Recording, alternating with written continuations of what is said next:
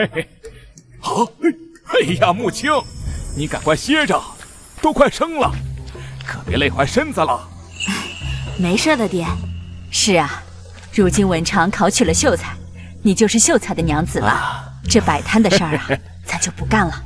那可不行，文昌还得考举人，考进士，咱们要多赚点钱，给他多攒一些赶考的费用。母亲啊，你现在大着肚子，就别想那些事儿了。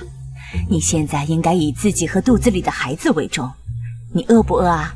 我和你爹去街上给你买只老母鸡炖汤喝。娘，不用了。哎呀，怎么不用？你当初义无反顾嫁给文昌，又为我们老赵家传宗接代，就算每天炖鸡都是应当的。你呀，好好歇着，等文婆和文昌回来了，我和你娘去就回。你好好的，比什么都强。我会的。娘，爹，你们路上小心点啊。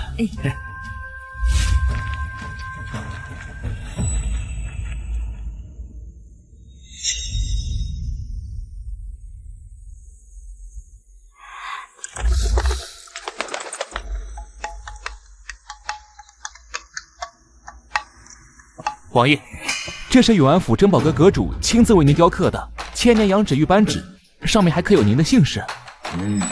不错，有心了，退下吧。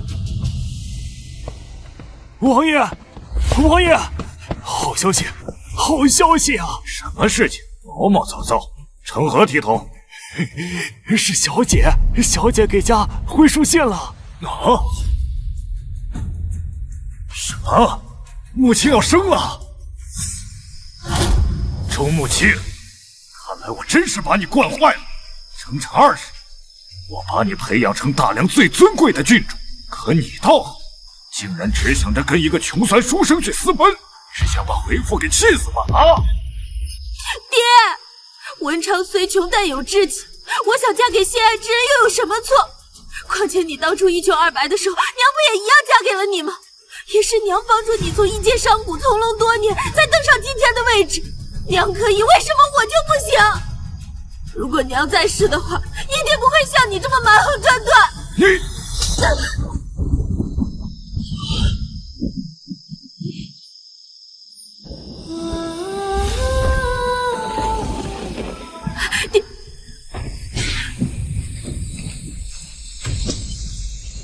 爹，即使您不同意，我也要和赵文昌在一起。我会让你知道，爱情无关门楣家世。你今日胆敢要从府中离开，我周德兴没有你这个女儿。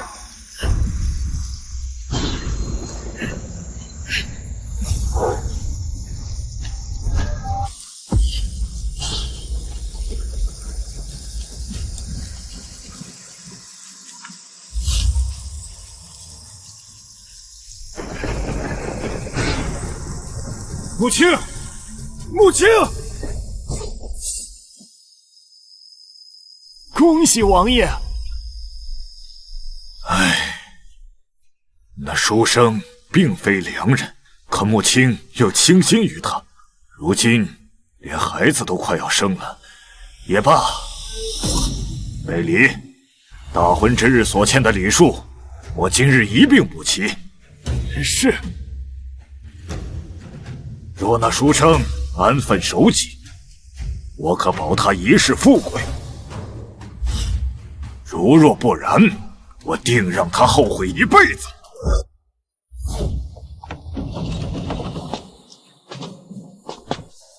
走，跟我去看看你们的郡主，还有我那即将出生的外孙。是。东家，快！把我珍藏3年的深海夜明珠找来，我去送人。送人？什么人能配得起此等宝物啊？那是大梁第1豪族，周家家主，大梁唯一的异姓王，皇上的手足兄弟安贤王，他的独女即将诞下子嗣。若是能趁这个机会可以结交，那我珍宝阁将可不再居于一府之地，将会在整个青州，不，在整个大梁遍地开花呀！快将冰蚕羽衣取来，随我一同前往清河镇。锦绣坊能否成为皇商，便看今朝。是。快，韩服安贤王的绝佳时机，我们不能错过！驾！驾！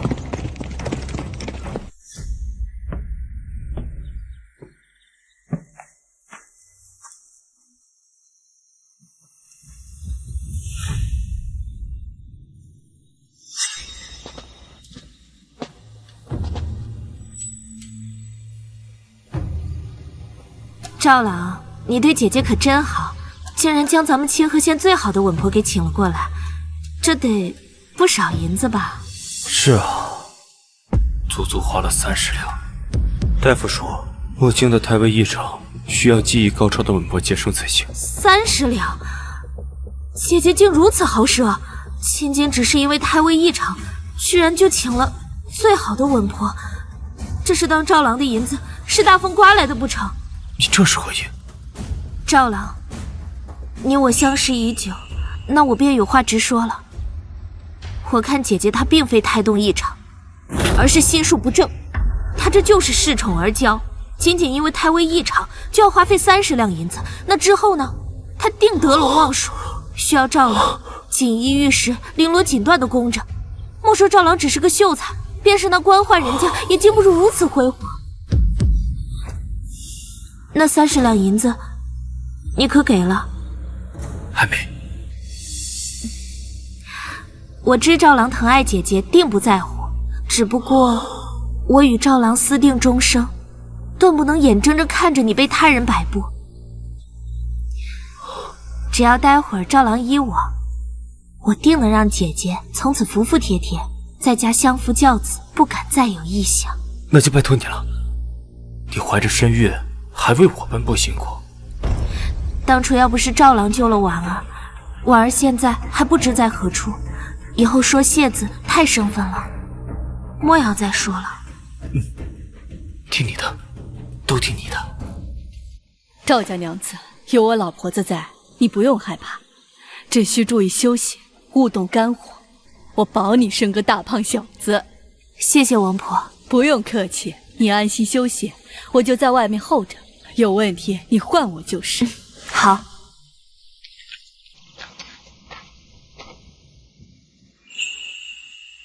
宝宝，你马上就要和娘亲爹爹见面了，开心吗？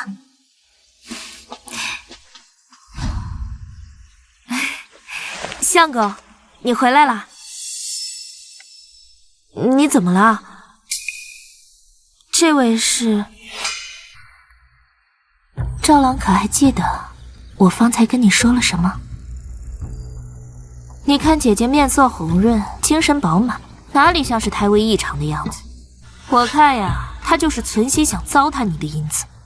况且，就算是胎位异常，那又怎样？你看我，最多就是请个普通稳婆，也就3、4两银子罢了。才3、4两银子？那当然。赵郎，你身为男子或许不懂，但我身为女子，如何不知？胎位异常根本不算什么大事，何须如此大做周章？我还真是头一次见姐姐这样的人。哼，也许她为了腹中胎儿着想吧。赵郎，你不懂，这有些女子啊，就是心机深沉，贪慕虚荣，更会使用这些伎俩，为的就是在人前炫耀。不然她干嘛非要请王婆？我还是因为名声大，说出去有面子嘛。可是姐姐为了自己的脸面，将赵郎的生死置于无故。不过赵郎也无需担心，你待会儿啊就躲在我身后，我来帮你说话。月婉，多亏有你在。我既是赵郎的人，自然要为赵郎考虑了。相公，你怎么了？啊，方才王婆问我要银子了。姐姐，王婆要的银子实在是太多了。你现在怀有身孕，到时候孩子生下来又需要休养，每日只出不进，只靠赵郎一人，着实难以为继呀。依我看啊，不如换个普通稳婆吧。什么？换稳婆？没错，就是换稳婆。赵郎虽有秀才功名，但到底没有什么来钱的门路，你应该替赵郎着想。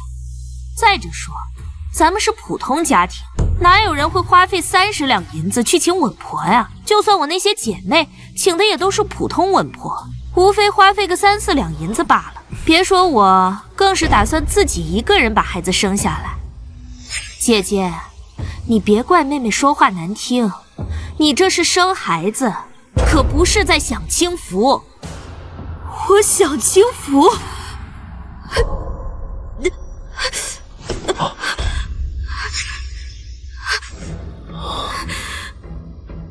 我请王婆来不是为了享清福，是我肚子里的孩子胎位不正，需要经验丰富的稳婆来调转位置。况且现在一时之间哪里去找稳婆？相公，如果你现在实在周转不开，那就让王婆先在这里待2日，等找到了合适的稳婆再换，好不好？姐姐，你这算盘打的可是真响呀！恐怕这稳婆留下容易，再想走就难了。稳婆接生需要提前1个月到家照顾，按照王婆的价钱，这1日便是1两银子。那这笔钱谁出啊？你让开，我跟他说，我既是赵郎的红颜知己，我可以代表他。你给我走开！顾青，哎呀！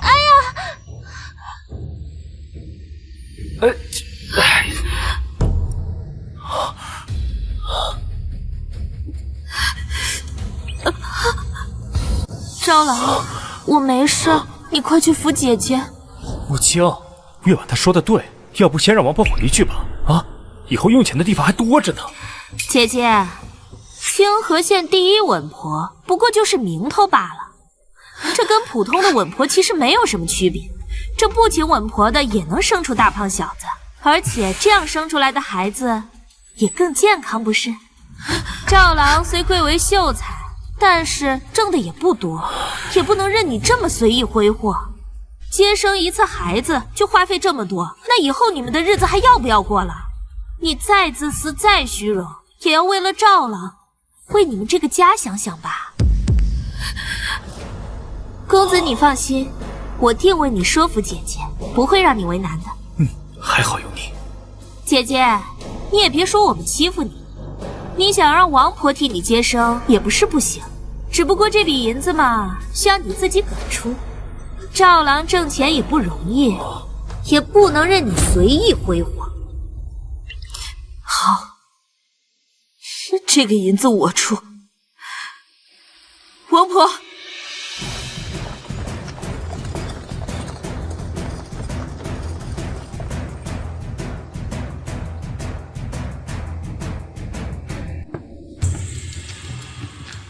我先过去，你们在这里候着。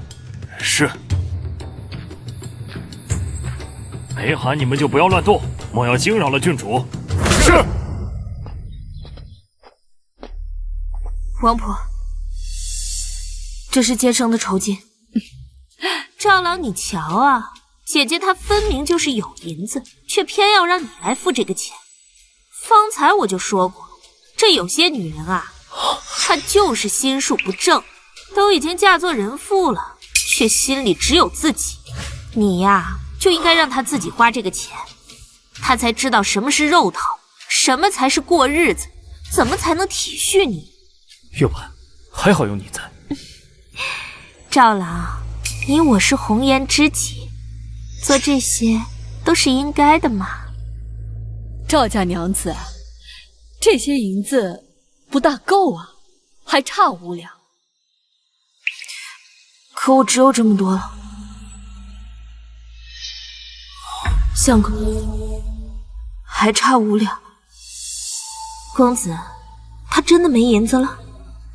按理说不应该啊，他每月摆摊能挣5两银子，这几年除了日常开销，应当还有30多两才对。每个月的衣食住行，照顾公婆，还要供养你读书，我只剩下这么多了，哪里还有多余的30多两？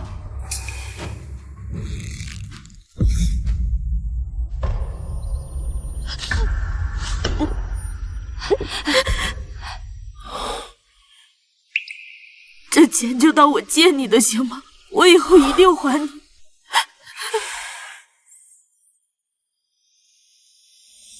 不行，赵郎，姐姐嘴里可没有一句实话。这虽然衣食住行、进京赶考是需要银子，可姐姐她也收份子钱了呀，这就差5两银子。我不相信她没有，她绝对还有银子。你说的对。相公，你能不能先把银子给王婆？回头我一定……回什么头啊，姐姐？你这点小心思我还不知道吗？你不就是想先拖着，然后把孩子生下来，你好反悔吗？在我面前玩这种伎俩，你还嫩了点。相公，我肚子真的很疼，你能不能先把5两银子垫上？我发誓，我一定……姐姐，别再拿肚子里的孩子来要挟赵公子。你要是没有银子，那咱们换个稳婆不就是了？又没有银子，又想要脸面，怎么？你偏要将赵公子敲骨吸髓，你才满意吗？这大家都是要当娘的，我还真替你害臊。赵郎，你可千万不要被他给蛊惑了。总之，今天就一句话，要么这个银子他自己可出，要么就换我婆，否则这孩子不要也罢。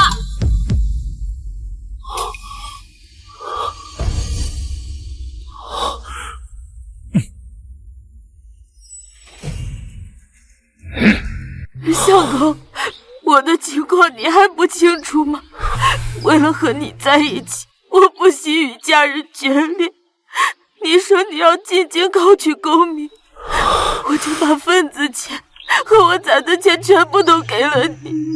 平时的吃穿用度也都是我在供养，我哪里还有多余的钱啊？行了，姐姐，你莫要再卖惨薄同情了。你与家人闹翻，与赵郎有何关系？如果你非要请王婆来接生，那么你自己可出这个银子，反正我们是一个子都不会出的。相公，我的肚子真的很疼，你能不能先把银子给王婆？周慕清，你能不能不要再惺惺作态了？没想到你竟然如此虚荣，为了让王婆给你接生，好说出去有面子，竟然不惜拿肚子里的孩子来威胁我。我装模作样，我谈不虚荣。当然，姐姐说这么多，不就是为了骗取公子的银子，好任你挥霍吗？我骗取他的银子够我挥霍，不然呢，姐姐，你要是有本事的话，你就自己个儿把这个银子出了。你不会连这5两银子都拿不出来吧？你要是实在拿不出这银子的话，那不如去借印子钱好了。老黄，去把潘老板叫过来。是，月婉姑娘。你让我借印子钱去生孩子，那又怎么了？姐姐，你自己的孩子，你不会都不舍得出钱吧？怎么就偏要吸着赵郎的血？换作是我可舍不得花赵郎1钱银子。这同为女子和娘亲，姐姐，我可真替你害臊！你给我住嘴！你少在那里胡说八道！我周慕清从来没有吸赵文昌的血，没有吸赵郎的血，那你非要找县里最贵的稳婆，你还不肯去借钱啊？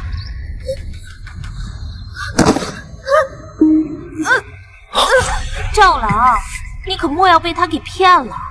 如果这件事情传了出去，定会让你颜面尽失。这以后你还如何在读书人面前立足啊？我的肚子好疼啊！我的孩子……借印子钱？借什么印子钱？母亲，发生什么事了？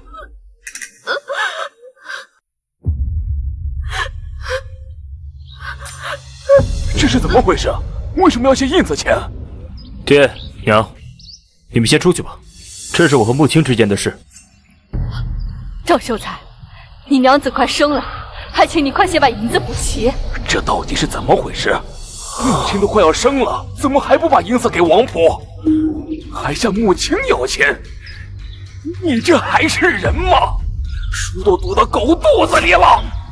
这两个老人倒是明事理，可惜生出这么个忘恩负义的儿子。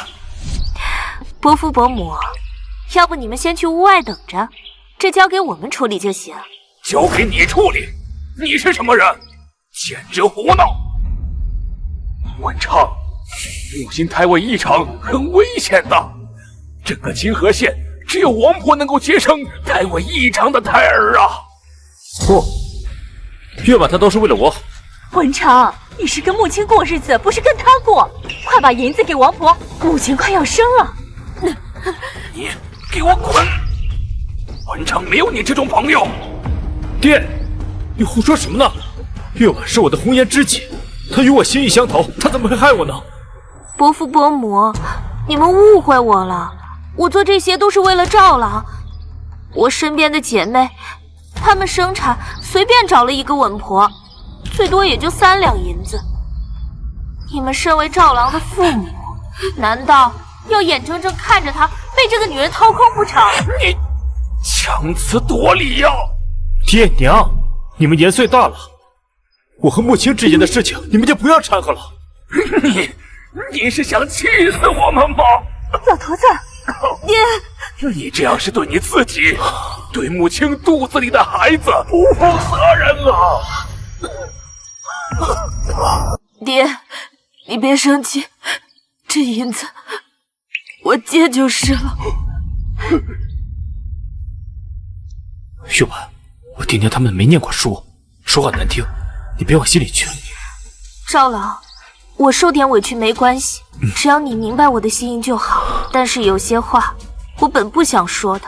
当初姐姐嫁进来没有嫁妆就罢了，现在越发的虚伪。我那些姐妹嫁作人妇，嫁妆最少100两纹银，但她们生子请的也都是普通的稳婆。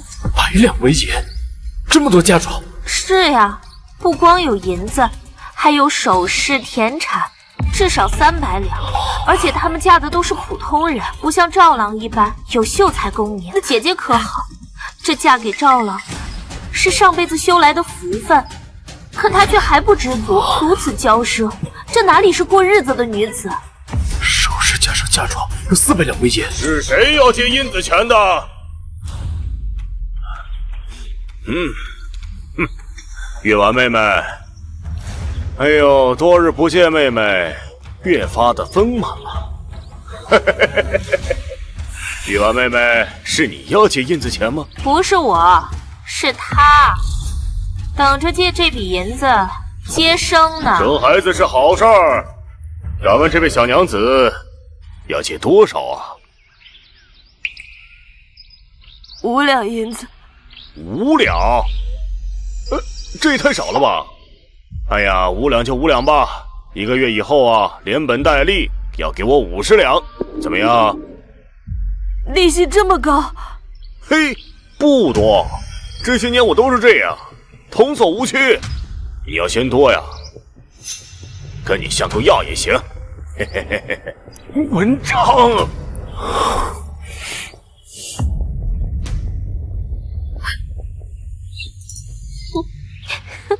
好，我借。痛快。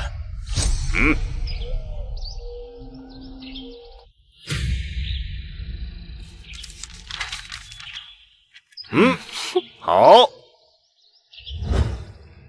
这5两银子就是小娘子的啦。你干什么？还差最后一步。这笔银子是你借的，自然由你一个人来还。现在呢，你就写一个契据，说这银子钱呀与赵郎无关。你说什么？我说现在你就写一份契据，说这50两的银子钱由你一个人来还，不要牵连赵郎。你给我住嘴！这个孩子是我与赵文昌2个人的。哎呦，姐姐跟泼妇一样，真是没教养！我可是赵郎的红颜知己，你如此跟我说话，就是在打赵郎的脸面。怎么，你想要赵郎以后在读书人里抬不起头吗？周慕清，月婉是我的红颜知己，休要满口胡言，不知礼数。算了算了，不与姐姐一般计较。不过姐姐，这印子钱都借了，还差这最后一步吗？你快闭嘴吧你！文昌，母亲对你还不够好吗？你还不知足吗？爹，是他非要请王婆给他接生的，这银子难道不该他出吗？别说，这契据我欠。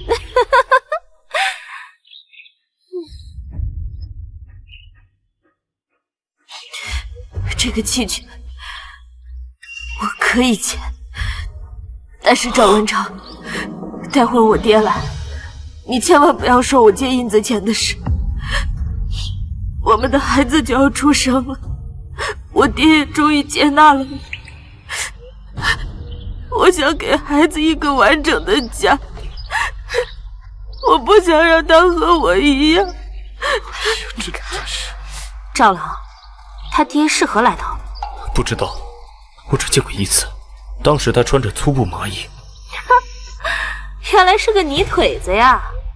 不过赵郎，你这岳父派头可真大，还接纳你。他以为他自己是什么身份？难不成是掌管着大梁财富分配的安贤王？赵郎可是秀才，这姐姐能嫁给你呀，已经是攀上高枝了。姐姐，既然你父亲要来，那有些话我就不得不说。这作为长辈该有的礼节和欠赵郎的东西，可要一并补上，否则可休怪我们不给他留脸面。母亲，爹，母亲，你没事吧？爹，你来了！再不来，恐怕你连命都没了。哟，你就是慕清姐姐的爹啊？刚好方才姐姐不愿意签契约，既然如此，你就替姐姐签了吧。赵郎，这姐姐可真是有够泼辣，尤其是提到银子，这难怪公子平时囊中羞涩。周慕清，你住口！月婉是我的红颜知己，你没资格说她。母亲，这就是你千挑万选的如意郎君，要是被传出去，为父恐怕要被天下人所耻笑。爹，文昌他平时不是这样的，他今天是被人给挑唆的。周慕清，我说了，你没资格说月婉，她做这些都是为我考虑。为你考虑？他要是真的为你考虑，今天就不会在这里搬弄是非、挑拨离间了。这样，伯父，你女儿马上就要生了，这你作为他爹，大婚之一毛不拔，不如现在就替他把这契约签了吧。你让我签契约？不然呢？亲家公，你不用管其他人，文昌的狐朋狗友这是荒唐至极。自己的妻子生孩子，哪有让岳丈签契据的？文昌，母亲对你的好，我和你娘都看在眼里。不要闹了，赶紧把银子给王婆。哼，算了，伯父伯母，赵郎才是你们的亲生儿子，可你们却一直向着一个外人说话。这姐姐一直不愿换稳婆，不想生下孩子，那是她的问题，不是我的问题，更不是赵郎的问题。你，爹娘，你们出去吧。这事办妥之后，会让慕清把孩子生下来的。母亲，这就是你不惜私奔也要寻觅的心爱之人。爹，即使您不同意，我也要和文昌在一起。我会让您知道，爱情无关门楣家世。母亲，心爱之人，老东西，我看你也一把岁数了，竟然还这么天真。贫贱夫妻百事哀，过日子是需要银子的。我看呐，你还是赶紧把那契据签了。赵文超，你就这么冷眼旁观？钟木青，我不过就是想要你一个态度，你为什么就不能像月婉一样体谅体谅我呢？你还愣着干什么呢？还不赶紧把契据签了？没看到你女儿现在这么难受吗？未曾想到我周德兴还有签契约的一天，还只是区50两银子。哼，这要是被传出去，怕要被别人耻笑一辈子。母亲，为了你这肚里的孩子，为父今天就忍了。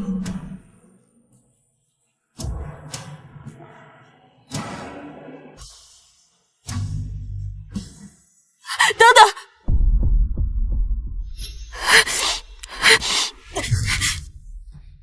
这个契约，我们不签。不签？既然如此的话，那么稳婆不用请了，这个孩子也别生了。反正我看你也没有多在乎你和赵郎的这个孩子。住嘴！你也知道这是我和赵文超2个人的孩子，哪里轮得着你这个贱婢在这里说话？你叫谁贱婢？贱婢！你！赵文超，这些年我孝敬公婆，有木邻里，对你百依百顺。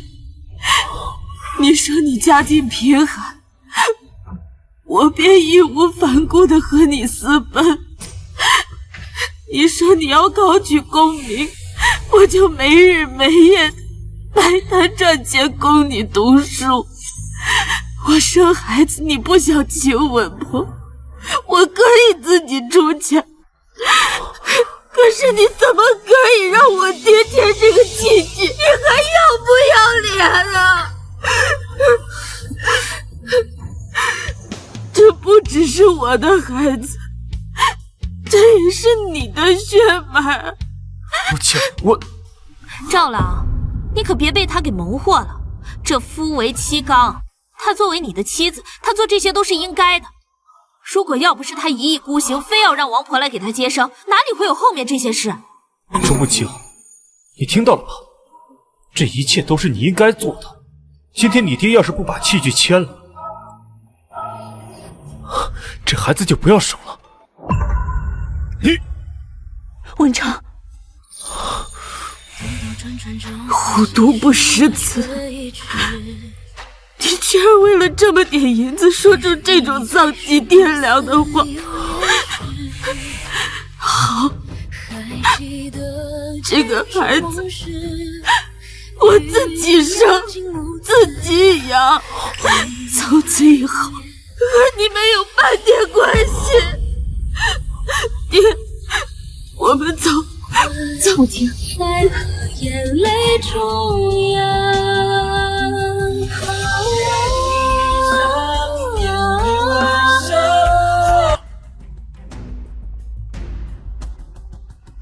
站住！想走啊？没那么容易。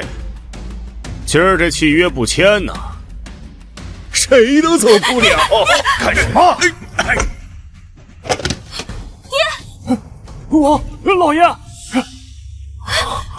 呦哎呀！阿弥陀佛！哎呀，我又懂错了。好事做到底，送佛送到西。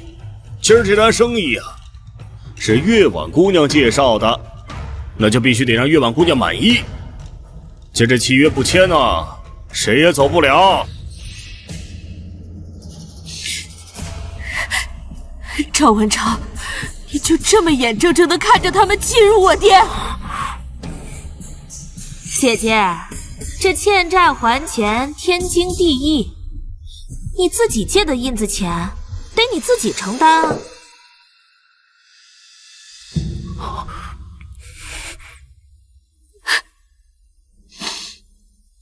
好，我签。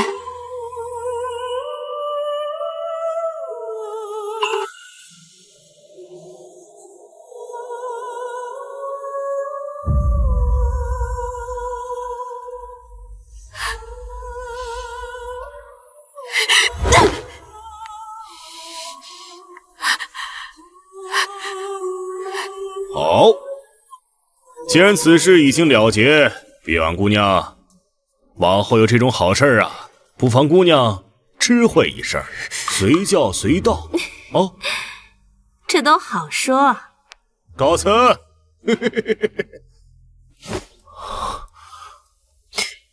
爹，我想回家了。走，回家。母亲，母亲。周慕清，月婉她不过就是说了你几句，你怎么就翻脸了？你现在怎么如此小肚鸡肠？你到底有没有真心爱过我？我小肚鸡肠，我有没有真心爱过你？赵文畅，你怎么有脸说出这种话？我被这个贱婢刁难的时候你在干什么？他逼我爹签器具的时候你在做什么？他指使人打我爹的时候你又在做什么？周慕清，你住嘴！我都说了，月婉是我的红颜知己，他这么做都是为了我好。红颜知己，难怪他这么一直赵郎赵郎的叫着，恐怕你们早就已经鬼混在一起了吧？也好，从此以后你就和他私定终身了。嘿嘿，姐姐，你这倒打一耙的功夫还真厉害，这三言两语就把所有的错处都推到我和赵郎的身上了。要不是你贪慕虚荣、自私自利，这事情会发展到现在这一步哦。把你的脏手拿开！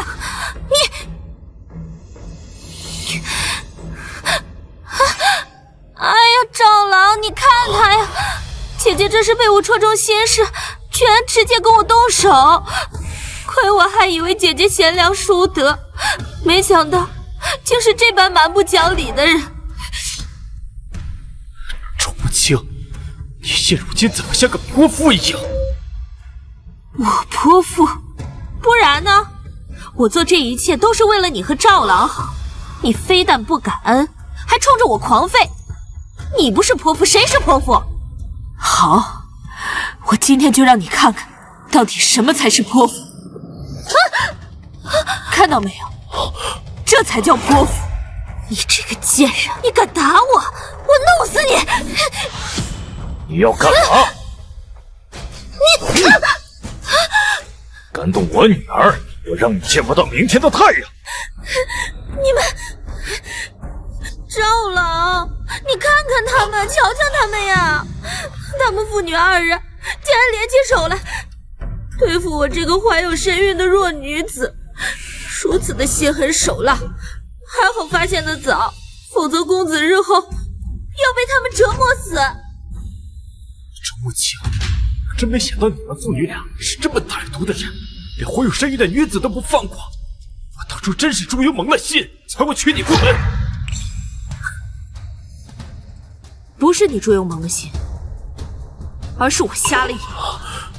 你居然去为了区区50两银子让我爹给你签器具，亏我之前还觉得你是一个志向远大、自强不息的君子，如今看来，你不过是一个小肚鸡肠、目光短浅的蠢货。姐姐，瞧你说的这话，不就是签个字据的事儿吗？你别以为我们不知道你存在的什么心思。这你当初跟赵郎在一起，不就是为了他的秀才功名，想趴在他身上敲骨吸髓吗？怎么，这是被我拆穿了？你恼羞成怒了？以你们家的条件，能嫁给赵郎，那都是祖上冒青烟。这你居然还这么羞辱赵郎，你们简直不知尊卑！你贱人！母亲生孩子，又不是你生孩子。这王婆接生的事情，是我们事先就商量好的，轮不到你这个外人插嘴。爹，你怎么能骂月婉呢？我都说了，月婉都是为了我好。哼，文昌，你怎么变成这样了？是我们家条件。我们家条件怎么了？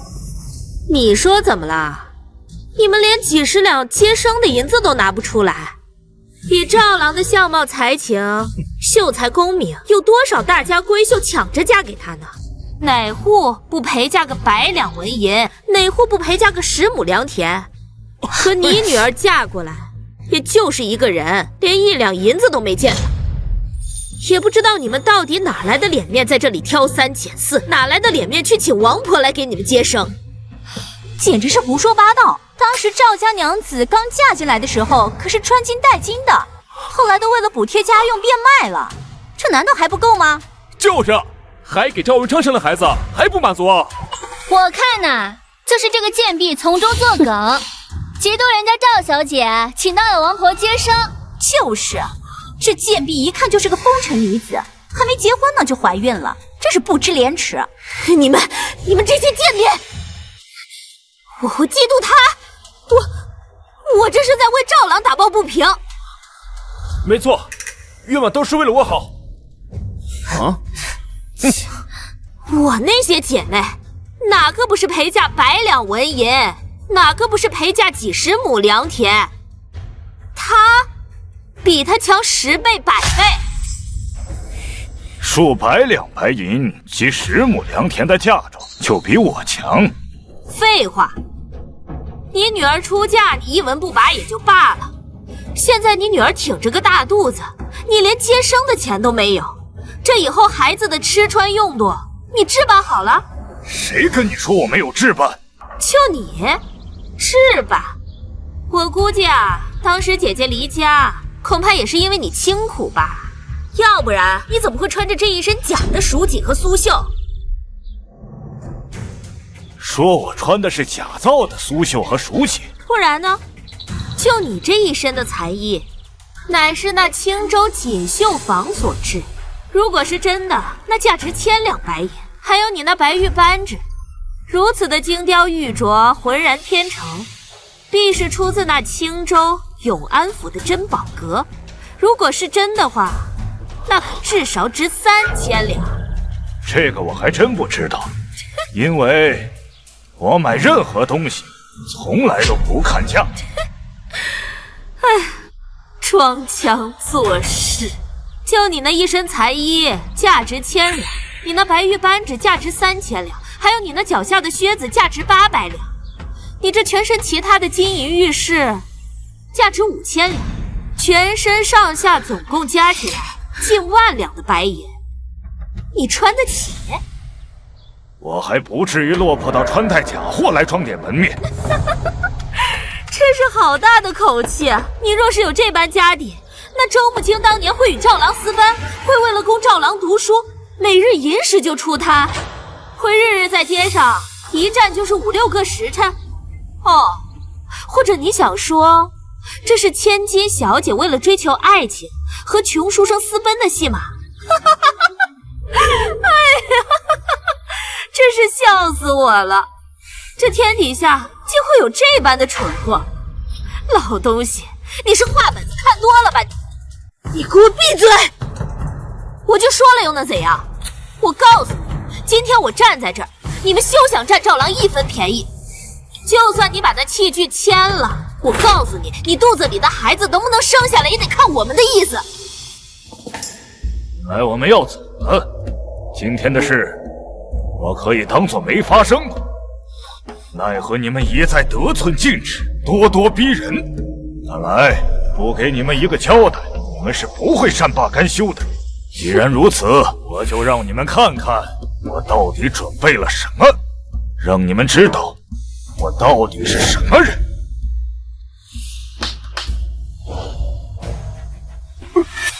啊！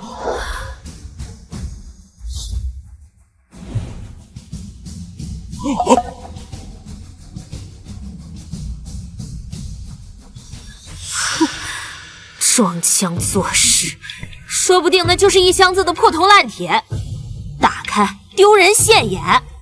周慕清，我只想让你体恤体恤我，让你能够安心过日子而已。你为什么要把事情搞得这么复杂？让我看看，你们到底拿了些什么破烂来糊弄我们？啊！你！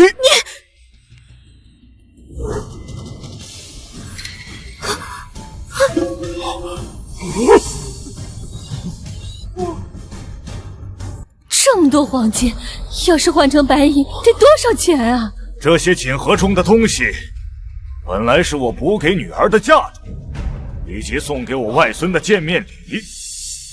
这些都是给我们的。这2个也打开吧。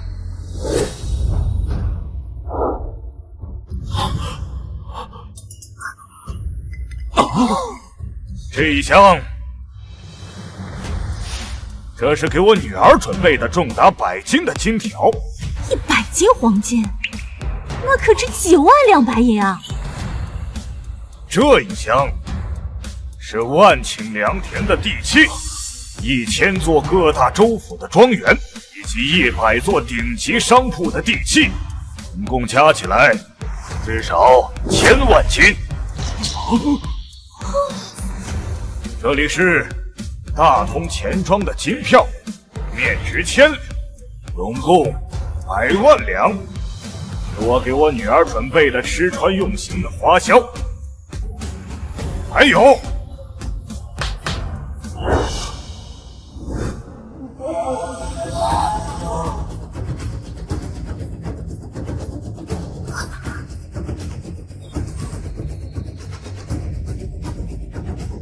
这么大2个箱子，这里面得装多少钱啊？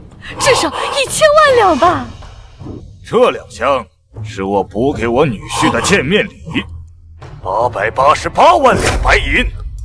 但凡你今天不是这么过分，都是我给我女儿的嫁妆，还有给你那未出世外孙的见面礼。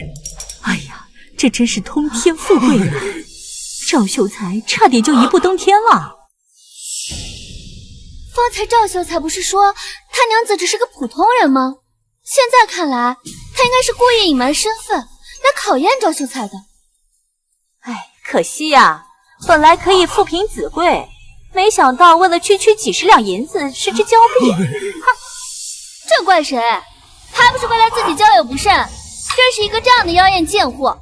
刚刚莫不是他那个红颜知己咄咄逼人，这些金银地契就是赵秀才的啦。这些本来都是我的，都是我的。现在知道后悔了。方才你可是一句话都没帮穆青说，你这点阿杂心思，真以为别人看不出来吗？但凡你帮穆青说一句话，这里所有东西都可以给你，可你却帮着这个贱婢来羞辱我的女儿。贱人，这一切都是你害的，都是你！不是的，公子，你听我说，他们胡说的，这其中一定有问题。如果真像他们所说，他家富可敌国的话，那周慕青当时为什么要离家出走？一个千金小姐，她会为了你日日吟诗，上街摆摊吗？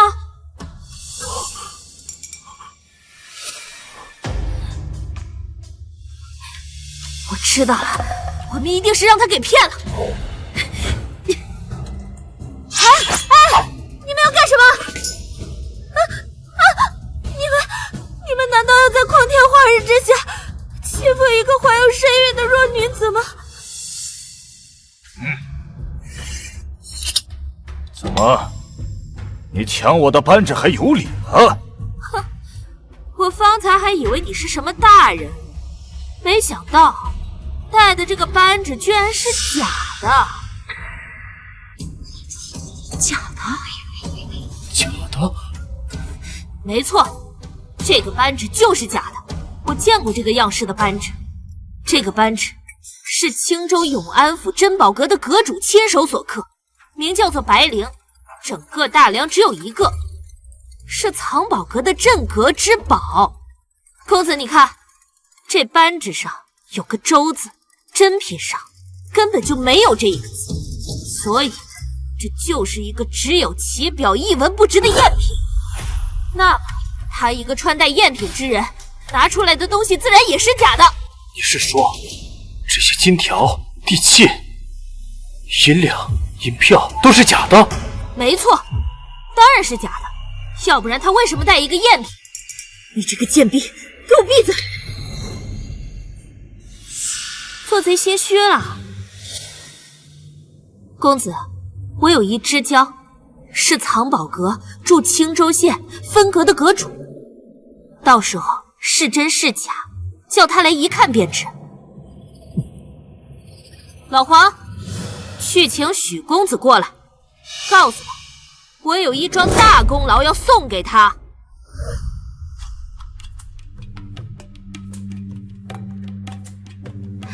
许公子，这白玉扳指是真是假？这白玉扳指的工艺和用料，从外表上看，的确与我珍宝阁同宗同源。不过什么？像这种顶级的料子，是不可能雕刻旁人姓氏，这会使其价值大打折扣。何况其中的细节也不对。岳王，这扳指哪来的？胆敢打着我珍宝阁的名头招摇撞骗，真是不知死活！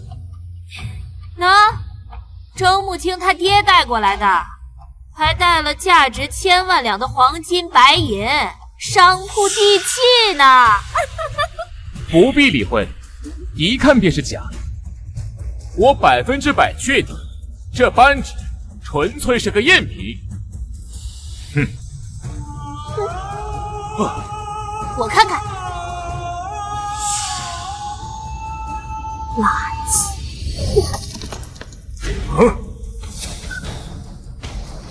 这赝品呢，就是赝品，一摔就碎。说吧，这赝品哪儿来的？赝品？我这枚白玉扳指可是珍宝阁东家亲自为我雕琢的，价值3000两。你这位知交刚刚把它摔碎了，你们好好想想该怎么赔吧。不说是吧？行，我这就上报东家。等东家报官之后，你不得不说。哦，对了，顺便给你提下醒，在永安阁，东家一句话就能让你死无葬身之地。这珍宝阁东家什么来头？他的妹夫就是永安府通判，便是靠着这层关系，才将珍宝阁一步步扩大。这白玉扳指就是他今早亲自送来的。亲自送来？你们也配？别让他们走了，我现在便飞鸽传书，将此地情况告诉东家。真是让我大开眼界。赵老，这就是你的岳丈，不但伪造珍宝阁的赝品，甚至还假造了这么多的金银地契，简直是胆大包天！周慕清，你口口声声说爱我，死生契阔，白首不离，可如今却伙同你爹来骗我，为什么？真的只是为了我的钱吗？赵文成，如今我总算是看清你的真面目，你就是一个大脑空空的蠢货，我懒得和你解释。你，哼，我看你呀，是心里有鬼，解释不清吧？哼，要不是我发现的早，赵郎早就被你们拖下水了。造假了这么多的黄金白银，足以让你们人头落地了。什么离家出走，什么私奔，我看呀，是你们父女俩的苦肉计罢了。想让赵郎和你们一起招摇撞骗，为非作歹。你爱怎么说就怎么说。不过，这扳指价值3000两，待会儿让你赔的时候，你可别撒泼打滚。赵郎，你看呐，我这是拆穿了他们父女俩的诡计，他们都已经承认了。还好你今天没有妥协，要不然呢，你这辈子就毁在他们身上了。周慕清，当初你与我私奔，我还以为你真的是爱我，没想到却是你伙同你爹一同做戏来骗我，不但想谋夺我的家产，满足虚荣，更是想要拉我下水，同流合污。你的心思怎会如此歹毒？仗义每多屠狗辈，负心既是读书人。以前我还不理解，今日我总算懂了。你居然因为这个贱婢的污蔑如此羞辱我，你太让我寒心了。我告诉你，我周慕清从来没有想要在你那里得到1分的银子。我告诉你，我肚子里的孩子，从今天开始，和你半点关系都没有。从今日起，你我夫妻情分一刀两断。你不能走，你在赵家白吃白喝了这么多年，今天得把这笔账算清楚了再走。放开我！你弄疼我了！你放开我！把手放开！放开！啊！慕清，慕清！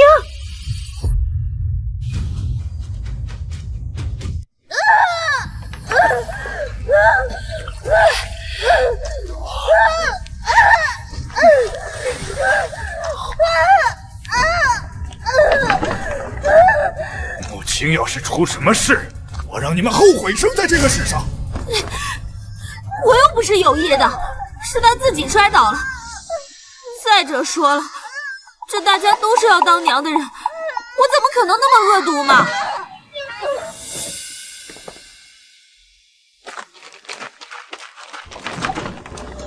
王婆，慕清她没事吧？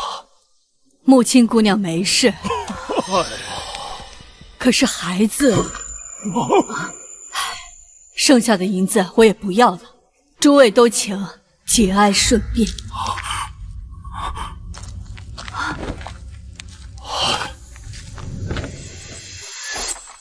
母亲，母亲。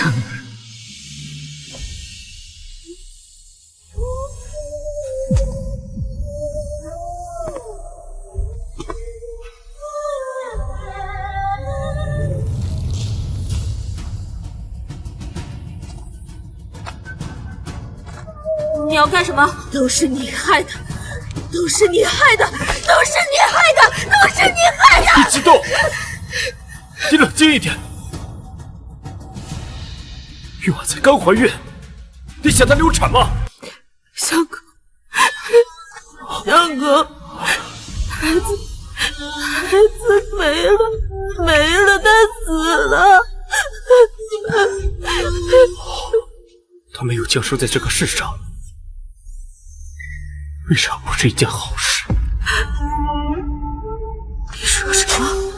与其让他一出生就和骗子娘亲和外公，这样也好。郑文超，你就是一个猪狗不如的畜生！我禽兽不如，这还不都是你做的？要不是你和你爹合起伙来骗我，一而再再而三的问我要银子，我何至于到如此地步？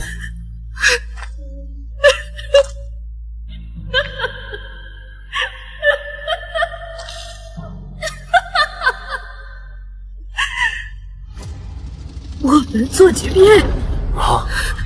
我们想要你的银子，赵文超，我当初真是瞎了眼才和你私定终身。我告诉你，你全身上下加起来不过我的一顿饭钱，你全身上下加起来不过我的一顿饭钱。公子，你没事吧？姐姐，事到如今，你怎么还如此装腔作势？还不抵你一顿饭钱？你真当你自己是郡主、公主、皇亲国戚不成？今天要不是我站在这儿，赵郎还不定被你们怎么骗得团团转。刚好及时止损，划清界限，正好啊！还有，捡起你们这些伪造的赝品，想想待会儿珍宝阁的阁主来了，你们怎么辩解吧？燕损是。哼，井底之蛙，这就是珍宝阁东家专门为王爷雕琢的扳指，就等着倾家荡产吧！王爷，咱们大梁好像只有1万姓周的王爷，以举家之才，公益圣上平定叛乱，被封为安贤王。与圣上情同手足，这赵家娘子好像也姓周。难道这周慕清便是安贤王唯一的嫡女？你是安贤王府的人？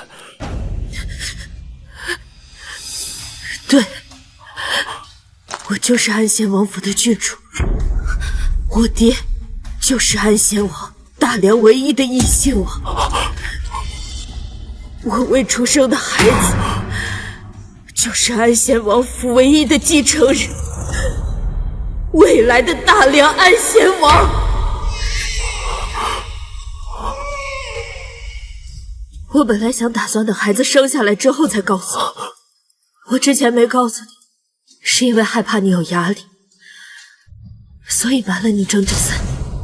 不过现在看来，幸好没有告诉你，要不然我的孩子生下来，知道有你这么一个父亲，他该有多绝望。哼，周慕清，你不仅伙同你的父亲去制造那些假银票、假地契，现在可倒好，还不知死活的去冒充安贤王和郡主。我看你真是胆大包天，不知死活。是，我们都是冒充的，但是越晚，你将会为你的所作所为付出代价，为我死去的孩子赎罪。我付出代价，我赎罪。周慕清，我看你是死了孩子，得了失心疯吧？你爹是安贤王，你爹若是安贤王的话，在你诞下子嗣的时候，那些权贵商家能不来恭贺？公子，你可不要再被他们给骗了。月婉说的对，周慕清，你太让我失望了。没想到你现在还在骗我，你究竟要装到什么时候？你笑什么？公子问你话呢。周慕清，你爹若是安贤王的话，这早就门庭若市了，还至于如此冷清？莫非他们都死了不成？你说什么？不用跟这种贱婢一般见识，有失我们的身份。他现在叫的有多欢，等一下就让他哭的有多惨。叫！哎呀，东家，这可是您珍藏30年的深海夜明珠啊！您当真舍得？舍不得。啊，你知道吗？多少权贵跪着求想给安贤王送礼，都没有门道。我是意外得到消息，知道郡主即将诞子，要不然这好机会根本轮不到咱们。东家，清河县珍宝阁阁主飞鸽传书。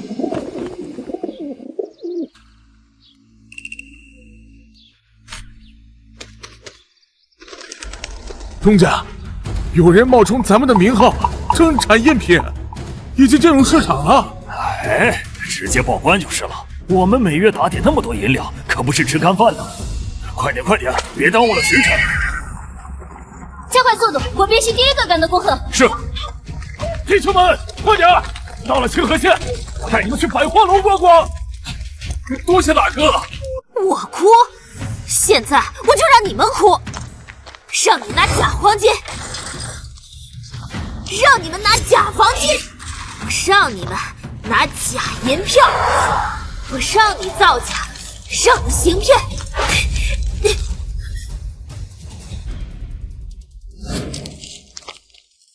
赵郎，跟我一起撕啊，把这些假银票都撕掉。赵文昌，念在往日夫妻情分上，我劝你别和他一起发疯，否则你的下半辈子，不，你就没有下半辈子。你说谁没有下半辈子的？你到现在还敢诅咒赵郎？赵郎，你别听他的，你跟我一起死！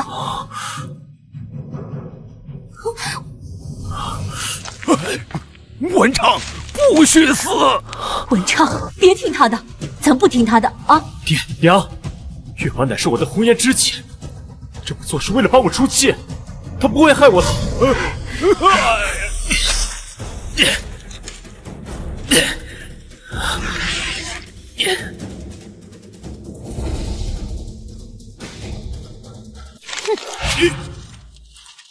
贱人，看见了吗？我看你以后还敢不敢欺骗赵郎？周慕清，你以为我真的在意这银子吗？听稳婆的事情，我只是想测试一下你对我的真心罢了。没错，赵郎对你真心一片，结果呢，却换来的都是你的欺骗。所以周慕清，到此为止，合理吗？不能合理。你哑巴了吗？没听到赵郎跟你说什么吗？合理，现在就合理。合理。好，带着2位犯人，你们准备好被关进大牢。你说什么？什么犯人？就是字面意思，犯人就是刑犯。我们是刑犯，可笑！你爹拎来了1箱子的假货，还冒充安贤王。我看他才是刑犯，要抓也是抓他。我是万万没有想到，你竟然能够说出这种话！你我夫妻3年，你竟然要将我送进监牢！你太让我心寒了。心寒？我还以为你没有心，否则你怎么会任由这个贱婢在这里挑拨离间？你说谁是贱婢？说的就是你！周慕清，够了！月婉从始至终都是为了我好，她只是不想我被你父女俩蒙蔽罢了。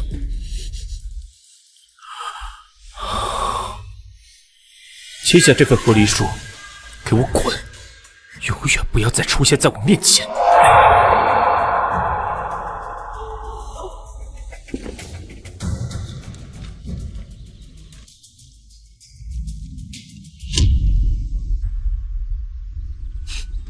不可救药。赵文昌，你有没有想过，如果这些地契银票都是真的，你将面临什么样的后果？不可能，这些都是假的！你贱不贱啊？赵郎让你滚，你没听见吗？你还不赶紧拿着和离书，写完赶紧滚蛋！我滚？好，那把我给的东西，通通都还回来。还什么东西？你怎么这么厚颜无耻啊？你还想要银子？怀胎10月1钱银子都没挣，花的可都是赵郎的钱，你还要脸吗？这10个月，伯父伯母都白照顾你了是吗？你连一个子嗣都没有给赵郎生下，和离？好啊，净身出户！净身出户？赵文昌，这就是你的红颜知己，这就是你养的红妹子。我问你，这是他的意思，还是你的意思？婉月都是为了我好，而且他说的也没错。没错。好，赵文昌，是我瞎了眼。文昌，你长点脑子好不好？他这明明就是在害你。文昌，你别再为他说话了。你们2个到底站在谁那边啊？我做这一切都是为了赵郎。爹娘，你们不要再诋毁月婉，她怀着孕还要嫁给我，她是真心为了我好。是，他说的是，他就是在帮你，帮你从一个安贤王府的女婿，变成一个是非不分、好坏不辨的畜生。你行了，废话少说。我告诉你，今儿我把话撂在这儿，这些年你供赵郎读书的银子，还有你摆摊置办的那些房产田产，你什么都别想带走。啊，对了，虽然你的孩子没了，但是你借的50两印子钱，还是得你还，休想抵赖。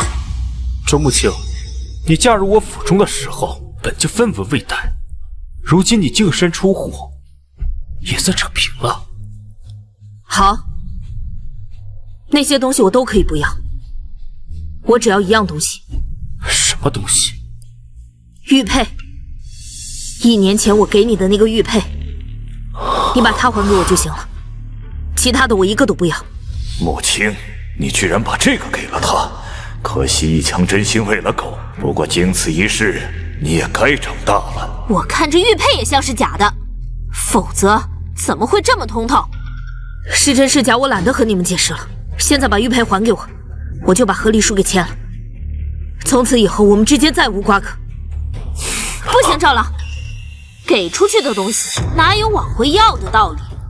我说了，那些东西，包括那些房产田产，我都可以不要。那50两银子钱我也可以一次性还清，我只要这个玉佩，那是我娘留给我的唯一念想。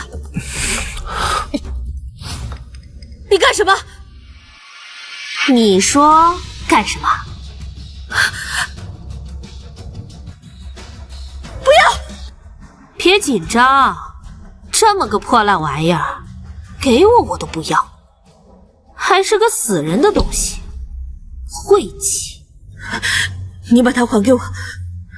这么紧张，看来是真的呀！你再抢，我真摔了。赵文成，我已经把所有的东西都给了你，你还要怎么样？不就一块破玉佩吗？好什么好？那是我家祖传的玉佩，是我娘留给我的唯一念想，也是我最珍贵的东西。如果今天被你们摔了，你们谁都承担不起这个后果。行了，月满，还给他。一块破玉佩都不舍得给我留下，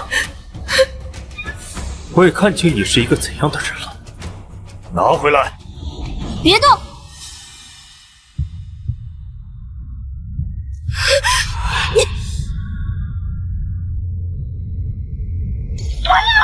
送出去的东西哪有往回要的道理？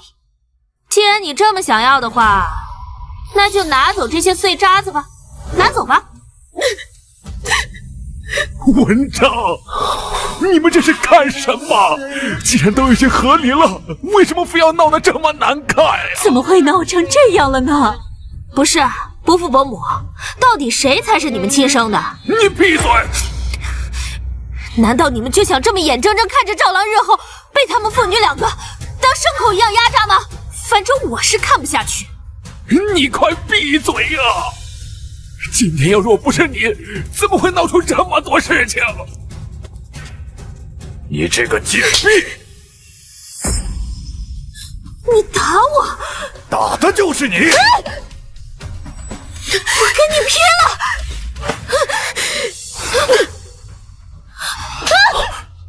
周不清，周不清，不许你打月婉！你也给我滚！今天你们两个一个也跑不掉，你才跑不掉呢！你们父女两个制造了这么多假金银、假地契，甚至还冒充安贤王和郡主，怎么被我拆穿之后，这大庭广众之下还想杀人灭口？我告诉你，你们死定了！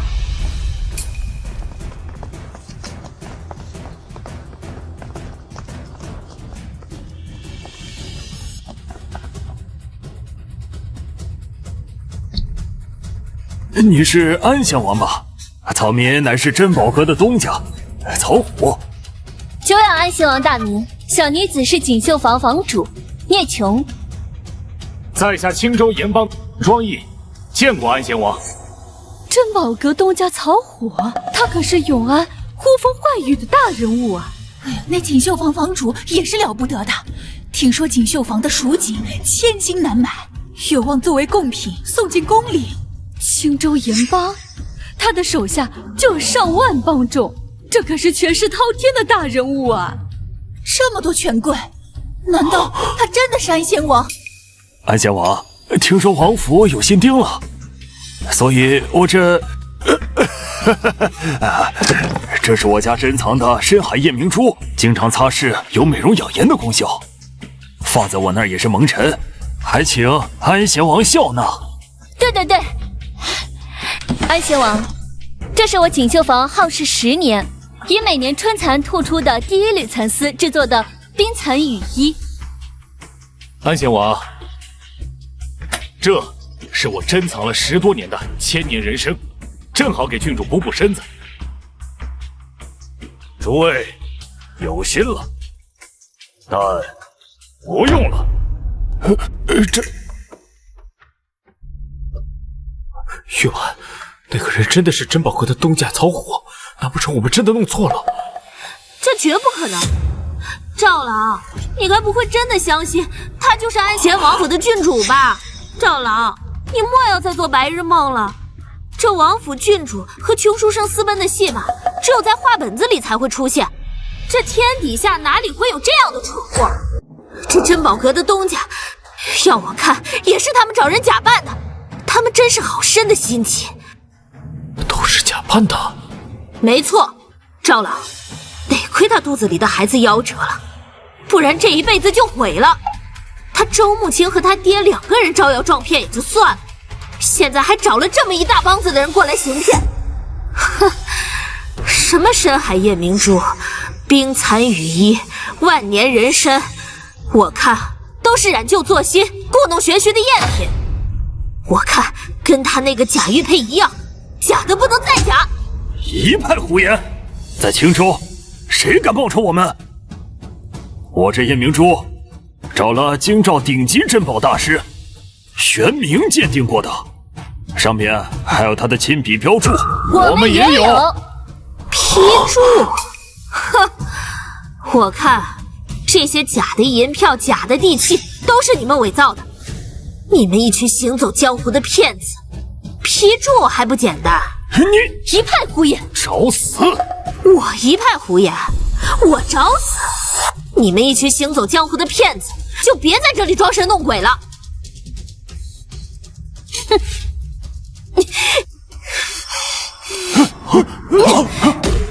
啊！这……住手！啊！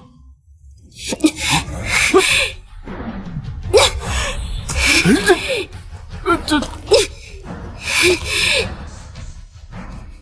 贱婢，你找死！贱人！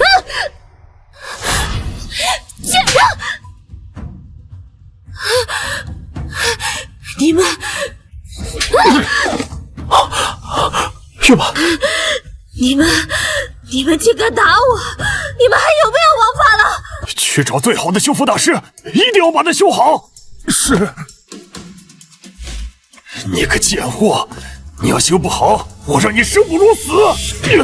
玉婉，她怀有身孕，你们真是草菅人命！果然是一丘之貉，明明是他在胡搅蛮缠，毁人宝物，你反而倒打一耙。怀有身孕，草菅人命！哼，你还要干什么？这是……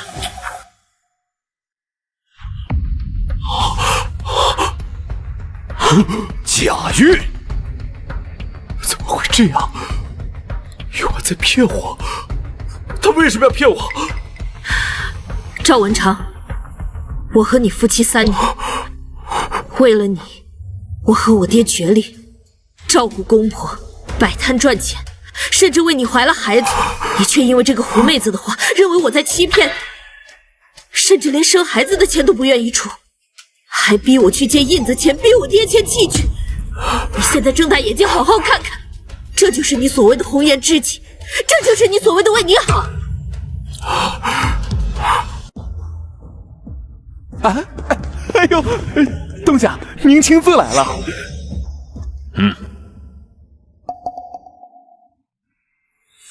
认识他？不认识。东家，我是咱们珍宝阁清河县分阁的阁主，叫许慕辰。赝品的情报就是我提供的，没想到惊动您自己过来了。赝品在哪儿？用的可是我珍宝阁的工艺和料子。对。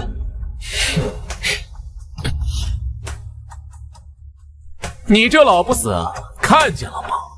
东家亲自来了，最好老实交代，否则后果自负。你口中所说的赝品，是东家亲自送来的，你问他是不是真的？这还用问吗？东家都亲自来了，还在这里惺惺作态。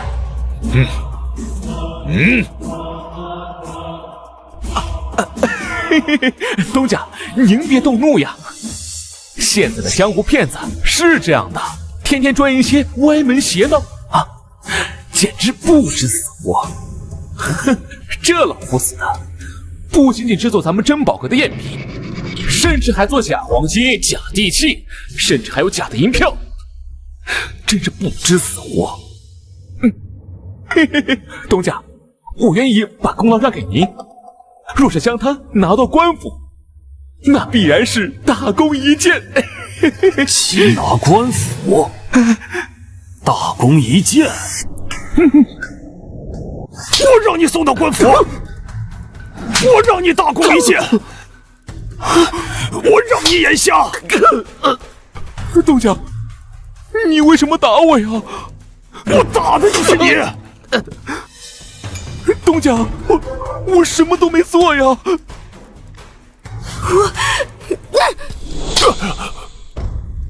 死肥猪，谁让你打许公子的？你知不知道，他可是清河县珍宝阁的阁主。许公子，你没事吧？方才就是他打的我不过就是摔了他一块破石头，你瞧瞧他给我打的呀！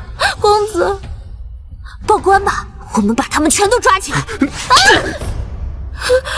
你个贱婢，闯祸！他可是东家，给我跪下赔罪！东家，贱人，渔夫，他就是珍宝阁的东家。我把珍宝阁东家给打了。你不光打了我，还砸了我送给郡主的深海夜明珠，那可价值2万两。郡主果然是个蠢货，什么都不知道。她便是大梁安贤王唯一的嫡女，圣上亲封的郡主。还有你说那个用赝品的老东西，他便是大梁安贤王皇上的手足兄弟。原来他真的是大梁安贤王。你楚不清，我差点成了安贤王的女婿，当我的孩子。他真是郡主，那赵郎以后定然不能和我在一起。不行，我不能让赵郎离开我。赵郎，就算他是郡主又怎么样？他如此防备你，他根本就没有把你当做夫婿。他的心里只有金钱和地位，而不是与你的那些情谊。如此心机深沉的女人，你万万不能跟他在一起。我的闺女还轮不到你这贱婢来评价。你还敢？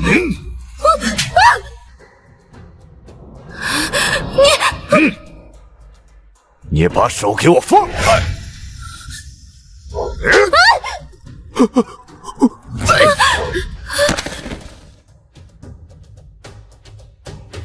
母亲，这2人你打算如何处置？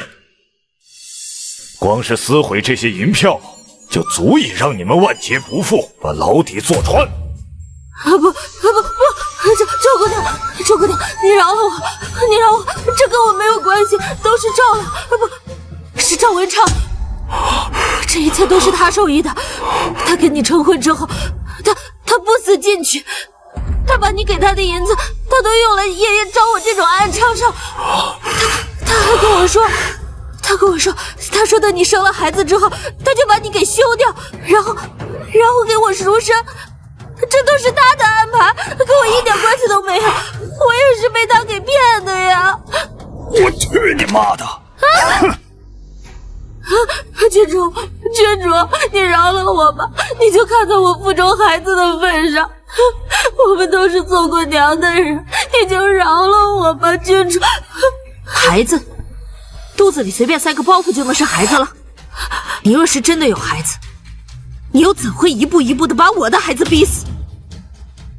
我要你下半辈子老死狱中，为我死去的孩子赎罪。吴清，我错了，我真的错了，你原谅我吧，我再也不会被这个贱婢迷惑了。再跟我一次机会，我们再生一个孩子，然后重新开始，好不好？把头抬起来。从我踏出卧房的那一刻，从我肚子里的孩子死去的那一刻，我们就已经一刀两断。像你这种自私自利、朝三暮四的废物，根本就配不上我。爹，报官吧，交给官府的人处理。至于赵文昌的那部分，看在赵家二老的份上，就算了吧。不行，但是我一定要让他付出代价。好，莫管家，接下来你来处理。是，我要让这贱婢求生不得，求死不能。都结束了。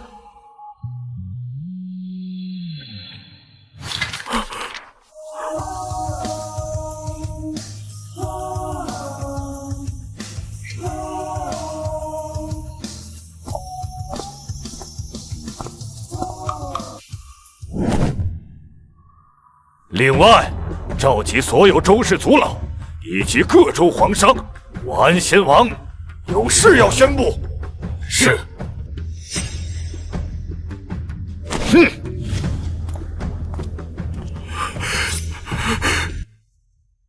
爹，是我错了。无妨，吃一堑长一智吧。回去你先休息一番，然后准备接手王府的产业。接手王府？当然了，王府这么大的家业，你迟早要接手。可是我对王府的产业都不熟悉。总得熟悉。那些掌柜和管家们肯定也都不会信服的。不服？你是我的亲生闺女，又是圣上亲封的郡主，他们没有资格不服。母亲，你不会还在想着那个废物吧？我没有，我和他已经一刀两断，没有半点情谊了。那就好。那个有眼无珠、狼心狗肺的废物，根本配不上你。哎，爹只是太心疼你了。回府。我是王爷的女婿，我的儿子是未来的郡王，我马上就要飞黄腾达了。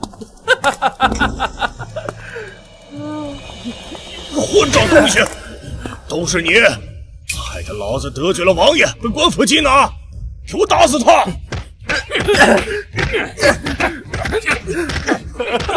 别打了，别打了！住手！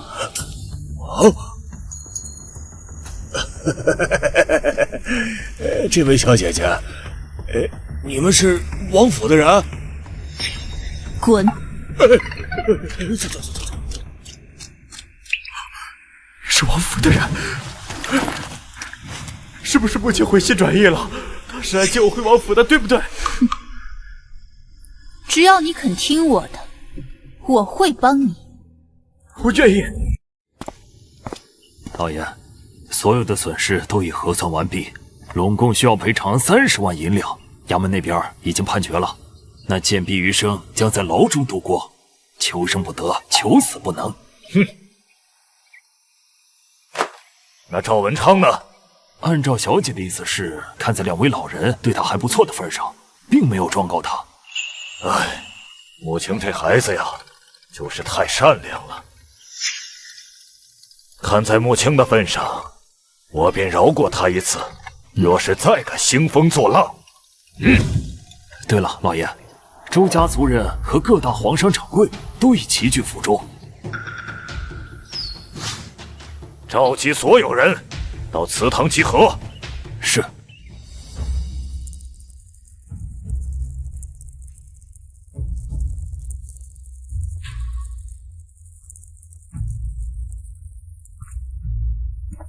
我已决定由穆青来接管王府的产业，正式成为周家家主。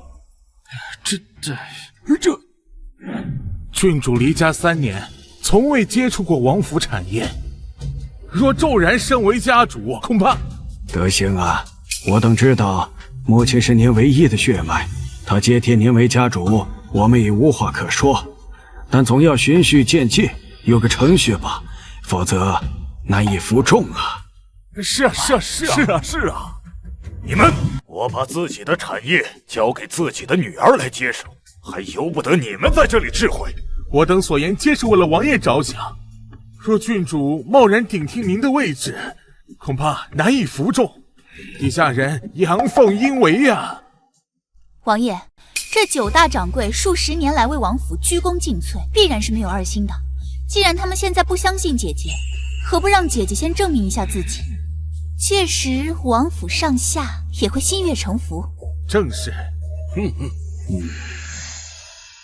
我听说北蛮侵扰大梁，朝廷需要大量的金疮药，而金疮药中的主药血竭紧缺，我可以解决血竭供应的问题。什么？郡主所言当真？郡主如果能为王府寻得大量血竭熬制成的金疮药献给朝廷，定能让我安贤王府再蒙圣恩，世代昌隆啊！若当真如此，王府上下定对郡主唯命是从，无人再敢质疑。母亲，你果真有把握？爹，你放心吧，离家3年，我除了摆摊之外，便是教授附近村民种植血竭，为的便是帮赵文昌获取父亲的认可，同时让村里人更加富足，倒是阴差阳错的帮了自己。爹相信你。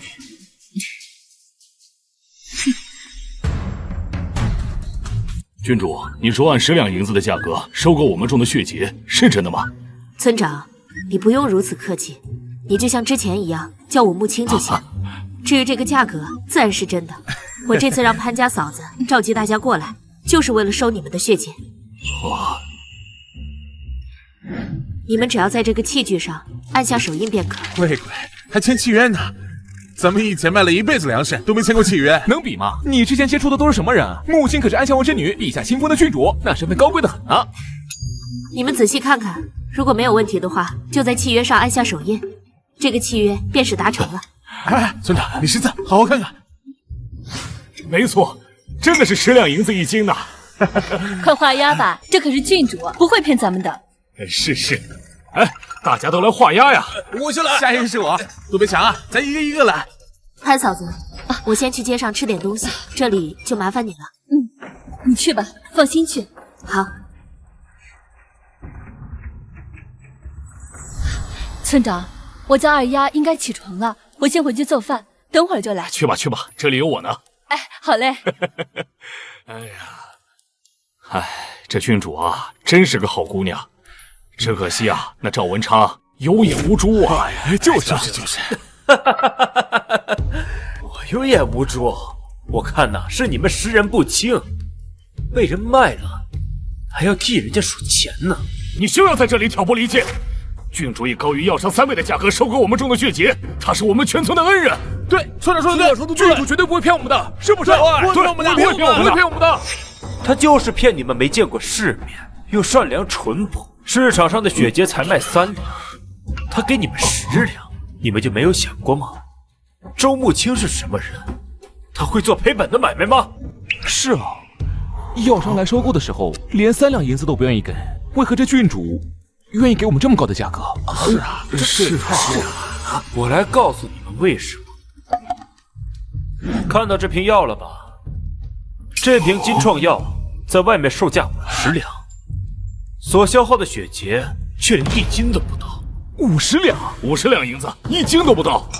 他收你们的血竭只给了10两银子，到手一卖就是50两，整整翻了何止5倍啊！好啊，1斤血竭赚我们40两银子。这是什么人啊？简直丧良心！怪不得文昌当初死活不愿给他请稳婆，这就是个贱人。这平局我们不签了，不签了，不签了！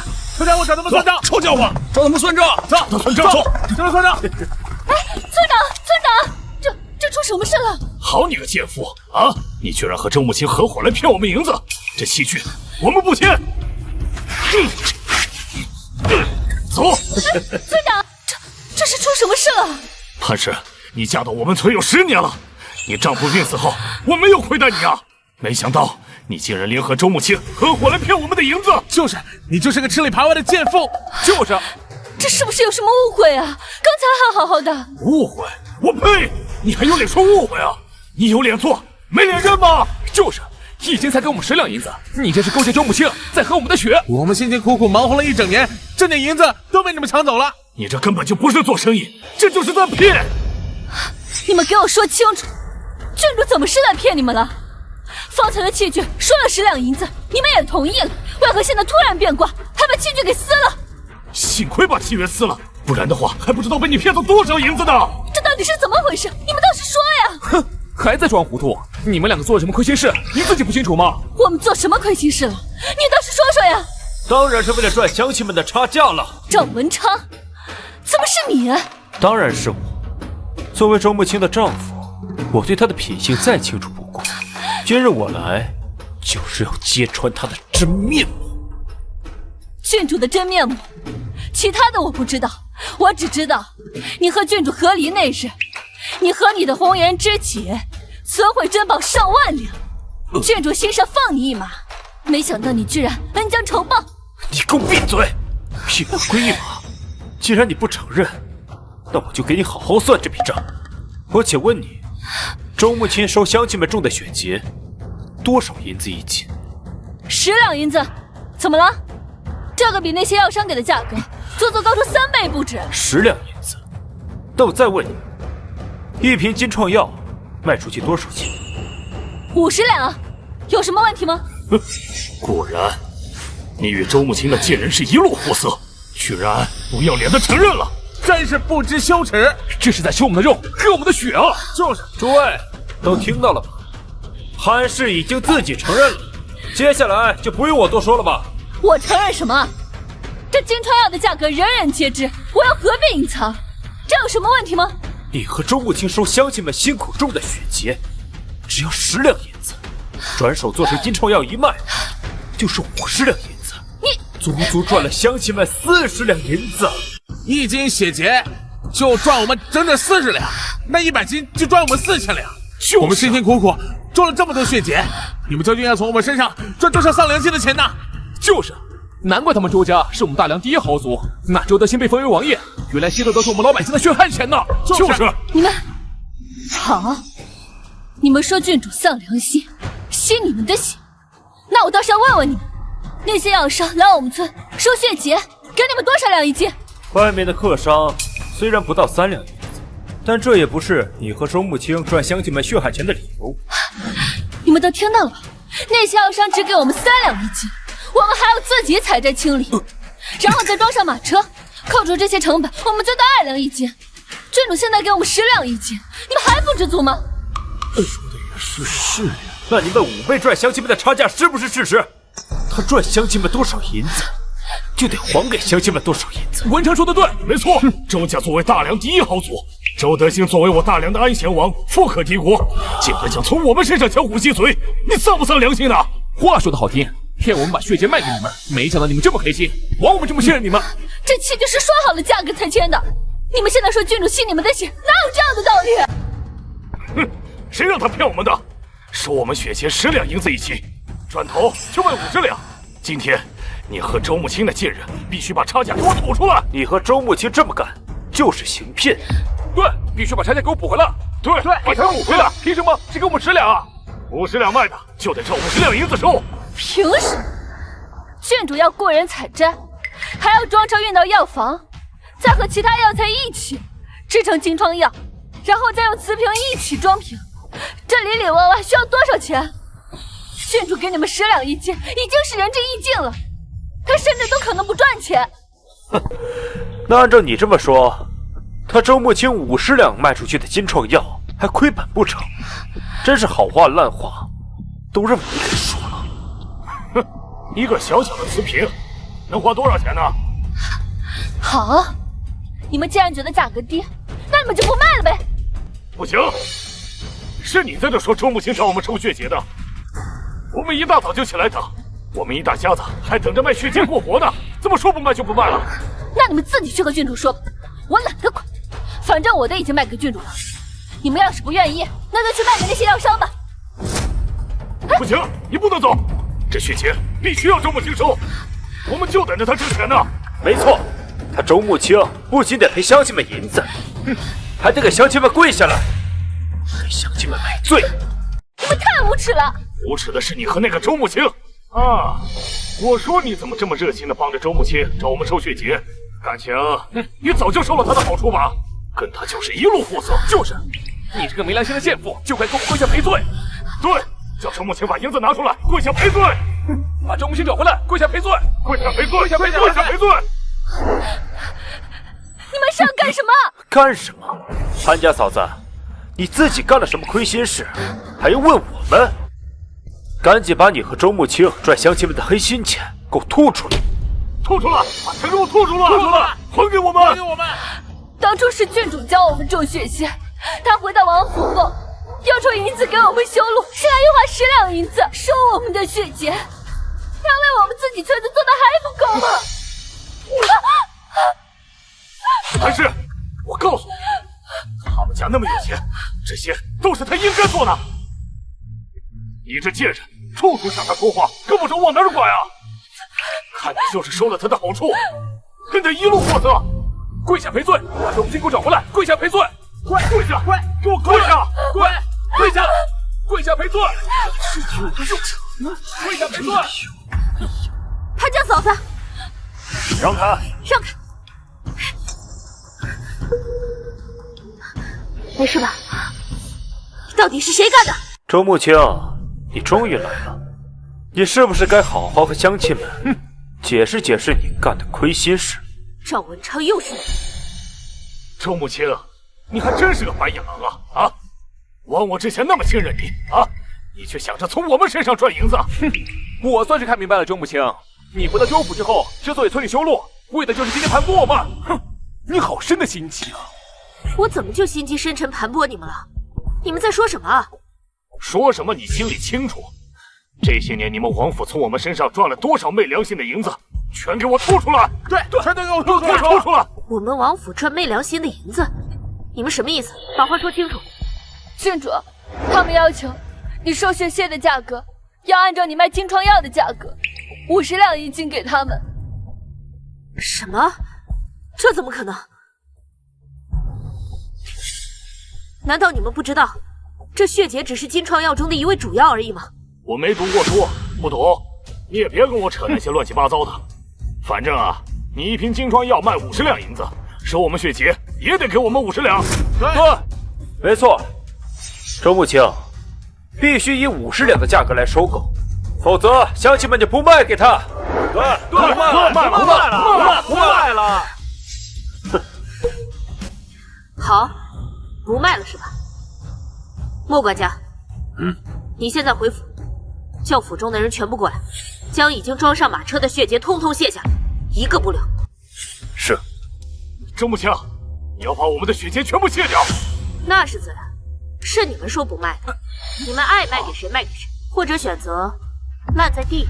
哼，你说不买就不买，你有没有问过我们的意见？就是啊，就是。你们有意见啊？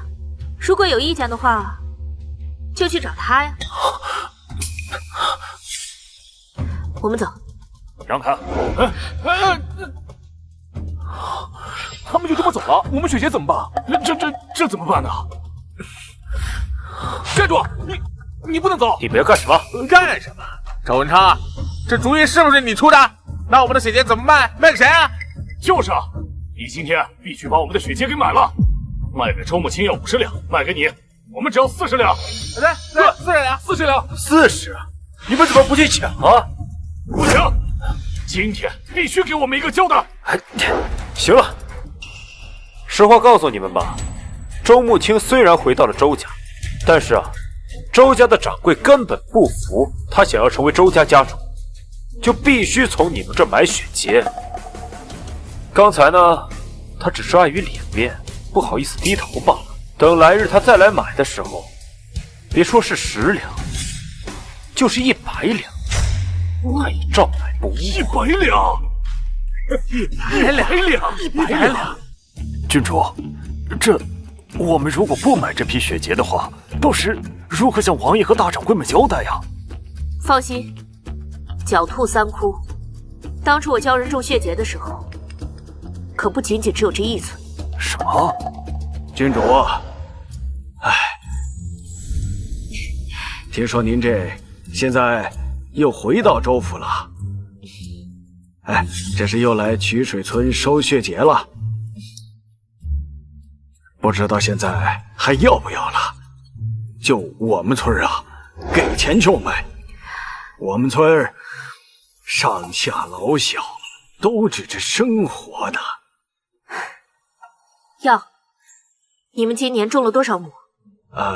大概啊500多亩。500多亩？你们哪来那么多地啊？这多亏了郡主教会了我们种血节啊！前些年大伙也挣了不少钱啊，村民们呢都拿来买地，又继续扩大种植生产呢。哎呀，今年这大丰收了嘛！这前来收购的药商啊，把价压得忒低了，这根本没法卖呀。村长，您别着急，您的这些血节我全要。真的吗？太好了！那什么时候？现在。好，太好了！您请。村长，那些血节我们刚刚看了一遍，没有问题。现在我们统计一下数量，这些我都要。太好了！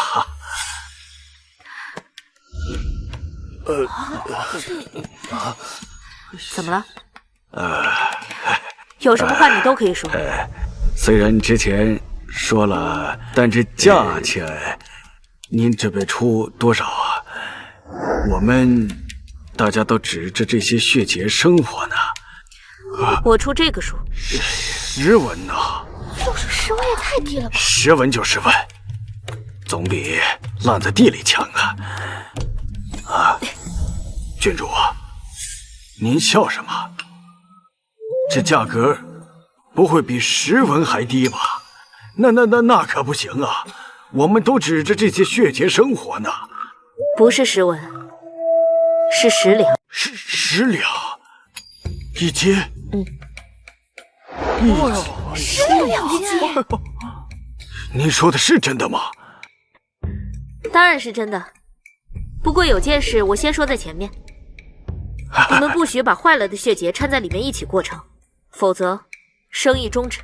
是，我们肯定不会。还有一件事，那些血节我是要拿来熬制金疮药的。这金疮药1瓶50两。你一直盯着看，我身上有什么不干净的东西吗？没事儿。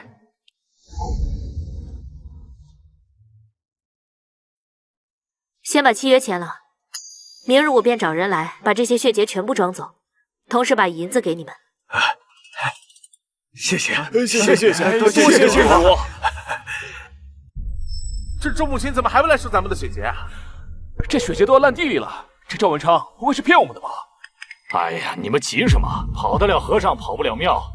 反正我知道周府在哪，他要是不收啊，我们就去周府找他。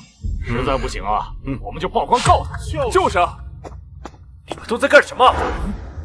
周慕清都已经去别的村收血节了，你们还不赶紧去看看？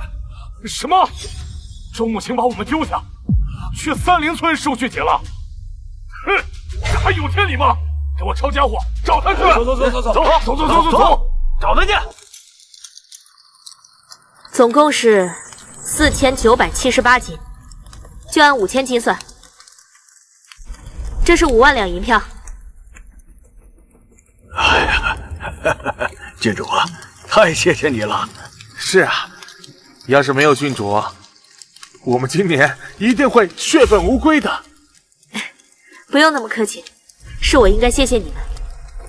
那没什么事的话，我先走了，明年我再回来收。好。哎，就在这里，别让他跑了。周不清，你什么意思啊？我什么意思？说好来我们村收血节，你跑这来干什么？我当初是说过要去你们村收血节，是你不愿意卖而已。你说他们为什么不愿意卖？还不是因为你在其中挑拨。什么叫挑唆？你自己卖的那么好，10两收，50两卖，你到底赚了他们多少？我说过，血节只是金疮药中的一味主药而已。况且，我卖50两是我的本事，关他们什么事？怎么没关系啊？你曾经是我们村的媳妇，还想赚我们的银子，你就是个白眼狼！岂止是个白眼狼，简直是个畜生！就是啊，我白眼狼，你们扪心自问，这些年我什么时候亏欠过你们？别狡辩了，周慕清，你本质就是个利欲熏心的白眼狼。你我夫妻3年情分，却为了自己的荣华富贵，舍我而去，与我和离。赵文昌，你怎么有脸说这些？如果不是你，我的孩子怎么会夭折？这笔账我还没跟你算。还有你们，这些血节是你们不愿意卖的，没资格找我。我不管，今年的血节收也得收，我们不要50两，只要45两。对，45两。不可能，你们村的血节，我1斤都不会收。45两1斤？你们疯了！近年来我们村的药沙才出10文1斤啊！就是，10两银子还不满足，还想要45两，哼，真是利欲熏心。什么？10文？怎么可能这么便宜啊？周慕清，今日这血节，要也得要，不要也得要。乡亲们，大家一起上，把银票给我抢回来！一起上，抢！你们都给我住手！郡主，你没事吧？没事。他们公然抢劫、蓄意伤人，把他们抓起来，交给官府处理。是。上！你是他蛊惑的，我们都是被他蛊惑的，郡主，跟我们没关系啊！对，郡主，都是他骗了我们。不行，饶了我！我给过你机会，带走。让我进去！周家家主应该是我的，郡主位置也应该是我的，我比周慕清更有资格。哼，西凤小姐，给自己留点体面吧。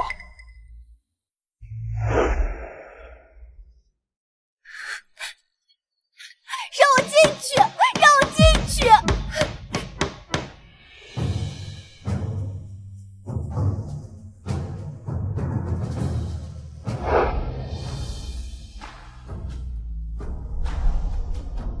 拜见家主。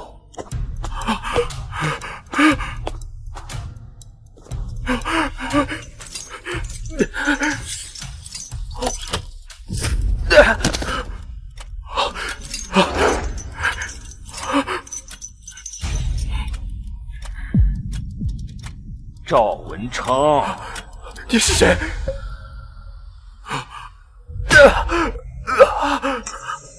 你到底是谁？